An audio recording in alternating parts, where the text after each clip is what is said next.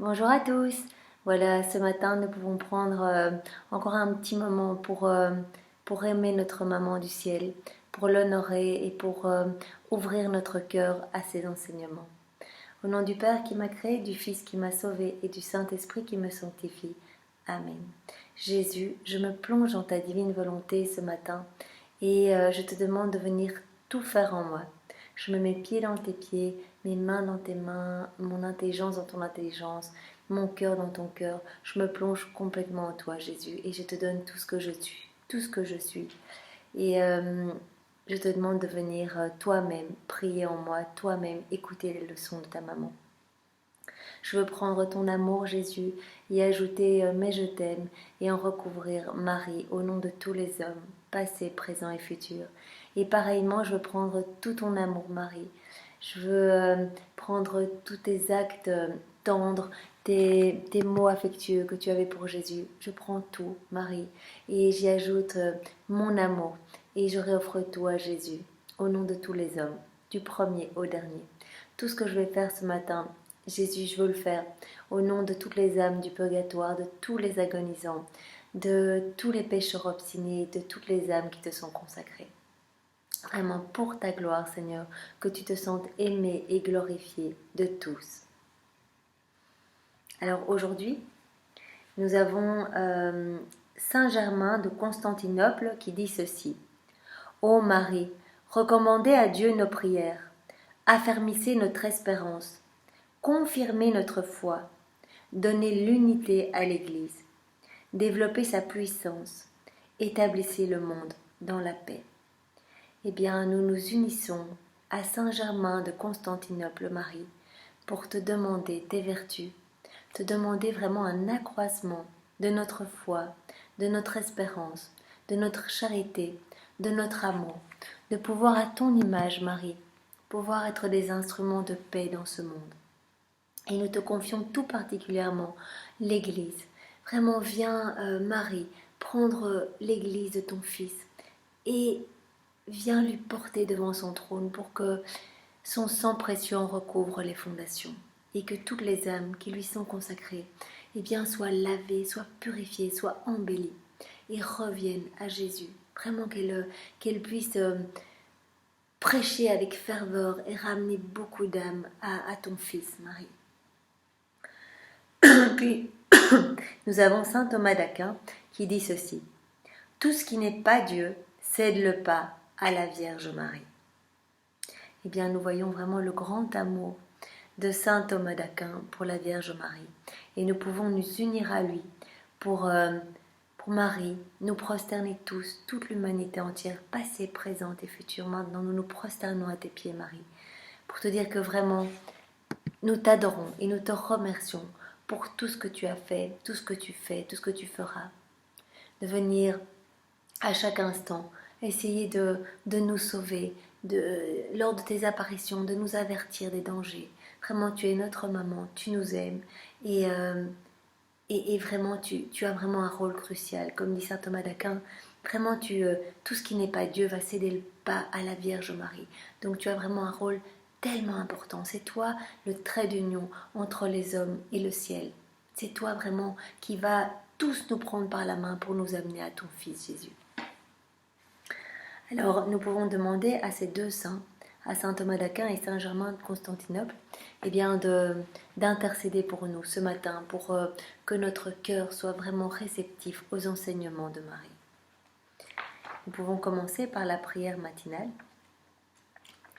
que nous faisons tous les matins. Reine Immaculée, ma Mère du ciel, je viens sur tes genoux maternels, comme ton enfant chéri, je m'abandonne dans tes bras. Je te demande, avec les soupirs les plus ardents, en ce mois de mai qui t'est consacré, la plus grande des grâces qui soit, celle de me permettre de vivre dans le royaume de la divine volonté. Oui, Marie, c'est vraiment ce que je souhaite, vivre dans la volonté de ton Fils. Eh bien, donne-moi toutes les grâces qu'il faut et tous les enseignements vraiment qu'ils fleurissent dans mon cœur et que je puisse à la fin de ce mois voir quelque chose de changer dans ma vie, de voir que voilà une soif plus grande de la volonté de ton Fils. Parce que chaque jour tu nous donnes vraiment une clé de plus pour vivre nous aussi dans la divine volonté de Jésus. Sainte Maman, toi qui es la reine de ce royaume, admets-moi comme ton enfant pour y vivre. Qu'il ne soit plus un royaume désert, mais qu'il soit peuplé de tes enfants. C'est vraiment mon souhait, que tous les hommes de toutes les générations, du premier au dernier, puissent glorifier le Père par leur vie. Et vivre donc dans la divine volonté, laisser Jésus agir à travers leur vie, à travers leurs mains, à travers toutes leurs actions, pour que Jésus soit vraiment présent dans ce monde et que ce monde devienne lumineux. Je me confie à toi, Reine toute-puissante, afin que tu guides mes pas dans le royaume de la divine volonté, et ma main dans ta main, tu me guideras entièrement, afin de vivre pour toujours dans la divine volonté. Tu seras ma mère, et à ce titre, je te remets ma volonté propre, pour que tu me l'échanges contre la divine volonté, et qu'ainsi je sois assurée de ne pas sortir de son royaume. Je ne veux pas sortir du royaume de la divine volonté. Je veux vraiment, Marie, que tu m'y enfermes. Je ne veux plus faire ma volonté propre. Je ne veux plus faire souffrir les autres et faire souffrir Jésus, me faire souffrir moi-même. Nous avons vu que tous les vies s'étaient attachés à notre volonté propre et que, en fait, que nous détruisons les plans de Dieu pour nos vies en la laissant agir en nous, en fait, en répondant à notre volonté propre, eh bien, nous gâchons les grâces, nous étouffons toutes les inspirations et nous blessons notre cœur, le cœur des autres, mais aussi le cœur de Jésus et de Marie. Je te prie donc de m'éclairer pour me faire comprendre ce que signifie volonté de Dieu. Je te salue Marie, pleine de grâce, le Seigneur est avec toi, tu es bénie entre toutes les femmes, et Jésus ton enfant est béni. Sainte Marie, Mère de Dieu, prie pour nous pécheurs, maintenant et à l'heure de notre mort. Amen. 11e jour. Au cours des premières années de sa vie ici-bas, la Reine du ciel, dans le royaume de la volonté divine, forme une aurore resplendissante pour faire se lever dans les cœurs le jour tant attendu de la lumière et de la grâce. Louisa dit à Marie: Me voici, maman, de nouveau près de ton berceau. Ô ma petite maman du ciel. Donc Marie est toute petite. Nous avons vu hier on parlait de sa naissance. Maintenant Marie a quelques jours. Mon cœur est fasciné par ta beauté, et je ne puis détacher mes yeux de cette beauté absolument unique. Que de douceur dans ton regard, maman. Un geste de tes petites mains m'invite à venir t'embrasser et me serrer sur ton cœur, submergé d'amour. Sainte petite maman, donne-moi ta flamme pour qu'elle consume ma volonté, et qu'ainsi, vivant avec toi de pure volonté divine, je puisse t'être agréable. Oui, Marie, nous avons tous besoin, nous nous unissons à la demande de Louisa. Eh bien, donne-nous vraiment ta flamme d'amour, ta flamme de volonté divine, puisque toi tu vivais intégralement dans la divine volonté. Eh bien, viens déverser cette flamme d'amour dans le cœur de chacun. Marie répond à Louisa: Ma fille, si tu savais combien mon petit cœur maternel se réjouit en te voyant près de mon berceau pour m'écouter. Je sens alors que je suis effectivement reine et mère, parce que te voyant ainsi près de moi, je ne suis pas une mère sans enfant, ni une reine sans peuple. Mais j'ai ma chère enfant qui m'aime tant et qui attend de moi que je sois à la fois pour elle une mère et une reine. Oui, Marie, tu es notre mère et tu es notre reine, et nous attendons tout de toi. C'est toi qui remplis de joie ta maman en venant dans ses bras pour qu'elle te guide, afin de vivre dans le royaume de la volonté divine. Avoir une fille désireuse de vivre dans ce royaume si saint est pour ta maman une source de gloire et d'honneur, la plus grande joie qui soit. Prête-moi donc attention, ma fille, et je vais continuer à te raconter les merveilles de ma naissance. Mon berceau était environné d'anges qui rivalisaient entre eux pour me chanter une berceuse, comme à leur reine. Et comme j'étais déjà dotée de raison et de science que m'avait infusé mon Créateur, je remplis mon premier devoir, d'adorer. De ma toute petite voix d'enfant encore balbutiante, l'adorable de très sainte Trinité. Donc elle adore déjà toute petite, elle est dans son berceau et elle remplit déjà sa mission d'adorer la Sainte Trinité. Oui, donc de sa petite voix, elle adore l'adorable et très sainte Trinité. Mon amour envers une majesté si sainte était tellement fort que, languissante, je disais dans mon délire d'amour que je voulais être dans les bras de Dieu pour recevoir ses baisers et lui donner les miens. Alors les anges, mes désirs étant pour eux des ordres, me prirent et me portant sur leurs ailes, ils me conduisirent jusque dans les bras affectueux de mon Père du ciel. Oh, avec quel amour les personnes divines m'attendaient! J'étais sur terre en exil, et les courts moments de séparation entre nous provoquaient de nouveaux embrasements d'amour. Dieu me préparait de nouveaux dons pour m'en faire cadeau. Moi, j'inventais de nouveaux moyens pour implorer pitié et miséricorde pour mes enfants, eux qui vivaient en exil et se trouvaient sous les fouets de la justice divine. Tous les hommes, en fait, chacun de nous. Déjà, elle nous voyait, même les hommes du futur. Donc, on était déjà tous dans son tout petit cœur maternel. Eh bien, voilà, il bouillonnait d'amour pour chacun de nous et elle allait déjà plaider pour chacun de nous. Elle implorait déjà la pitié et la miséricorde pour chacune de nos vies, chacun de nos péchés. Fondant d'amour pour eux, je disais aux personnes divines, adorable Trinité, je suis heureuse, je suis reine, et je ne connais ni le malheur, ni l'esclavage. Votre volonté qui règne en mon cœur me procure des joies si grandes, que je ne puis toutes les prendre, moi qui suis si petite. Mais au milieu de tant de bonheur, un filet d'amertume coule dans mon cœur. J'y sens mes enfants malheureux, esclaves de leur volonté rebelle. Pitié, Père très saint, pitié, mettez le comble à mon bonheur. Ces enfants malheureux que je porte en mon cœur maternel, plus que ne saurait le faire une mère, rendez-les heureux. Donc elle suppliait déjà pour chacun de nous rendre heureux. Faites descendre le Verbe éternel sur la terre, et tout leur sera accordé. Donc elle ne se doutait pas qu'elle allait devenir la mère du Verbe éternel, la mère de Jésus. Elle ne s'en doutait absolument pas. Elle priait pour devenir la servante de la mère du Sauveur. Ça, ce sont voilà des détails que l'on peut lire dans les écrits de Maria Valtorta. Quant à moi, je ne redescendrai pas de vos genoux paternels tant que vous ne m'aurez pas remis le décret de salut pour que je puisse porter à mes enfants la bonne nouvelle et leur rédemption. Donc vraiment, elle suppliait à chaque instant de venir sauver l'humanité perdue qui s'était vraiment embourbée dans sa volonté propre. Et donc tous les jours, elle allait sur les genoux du Père et elle disait, mon Père, donne-moi miséricorde, donne-moi le décret du salut, viens sauver tous tes enfants, promets-le-moi. Dieu s'émut de mes prières et me comblant de nouveaux dons, il me dit, retourne en exil et continue de prier. Étends le règne de notre volonté dans tous tes actes, nous te comblerons de joie en temps voulu.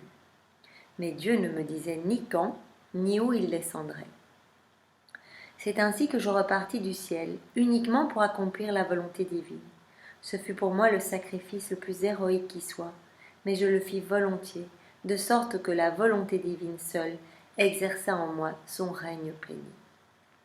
Maintenant écoute-moi bien, ma fille. Quel prix m'a coûté ton âme, jusqu'à en assombrir l'immensité de mes joies. Marie avait tout, vraiment, elle était recouverte de puissance, de grâce, d'amour.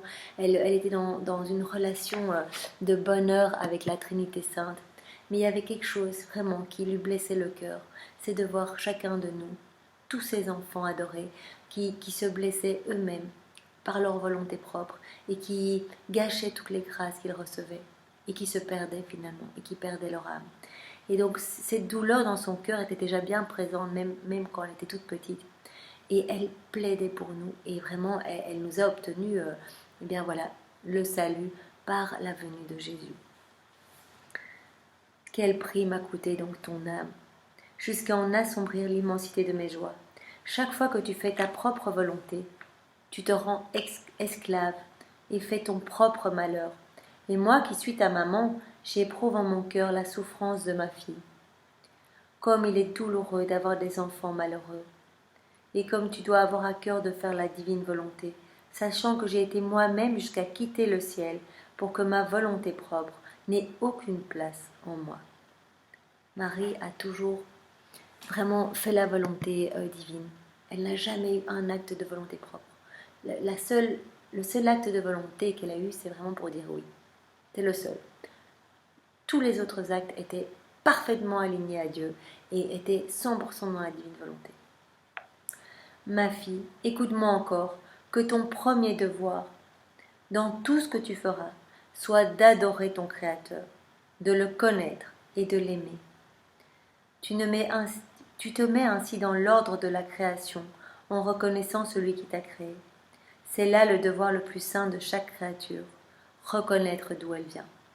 Eh bien oui, reconnaissons vraiment que nous sommes des enfants de Dieu, que nous sommes ses chefs-d'œuvre et que tout nous a été donné vraiment pour que nous soyons heureux et que nous soyons dans ce cycle d'amour réciproque avec le Père, dans cette reconnaissance filiale. En fait, nous sommes vraiment les enfants de Dieu.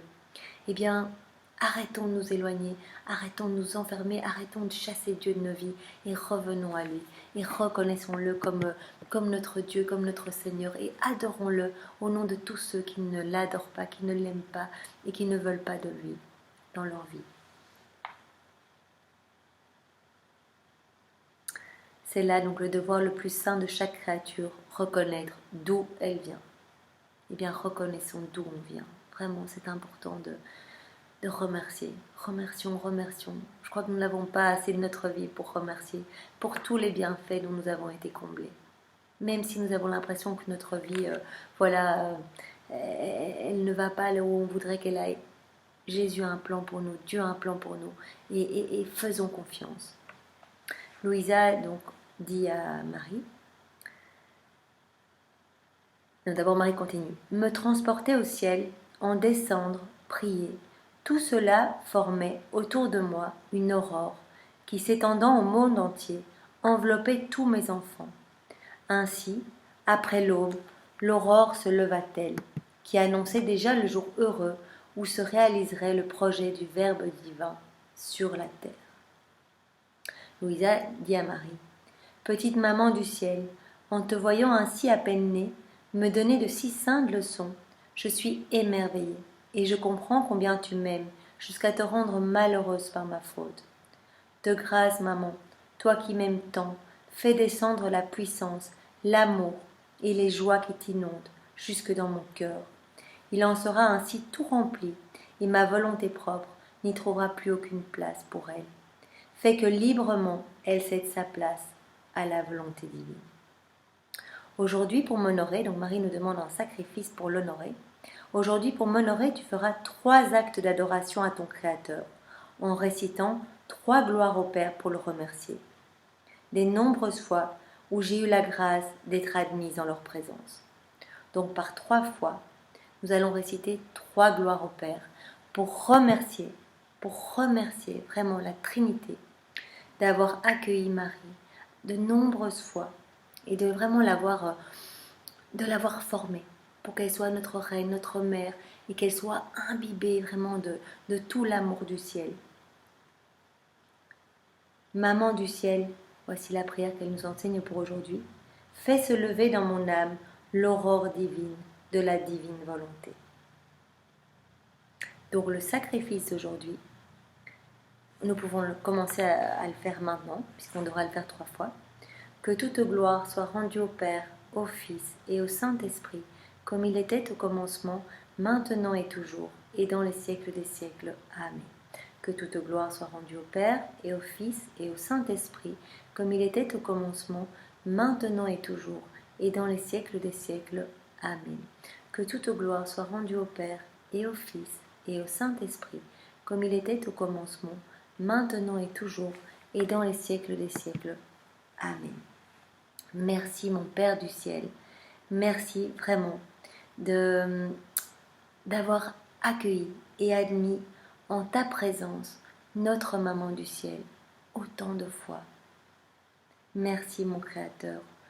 Ces 3 gloires au Père viennent vraiment t'adorer au nom de toute l'humanité entière.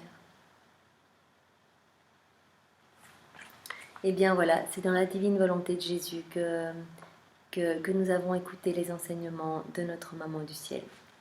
Soyez tous bénis et passez une bonne journée. Au revoir.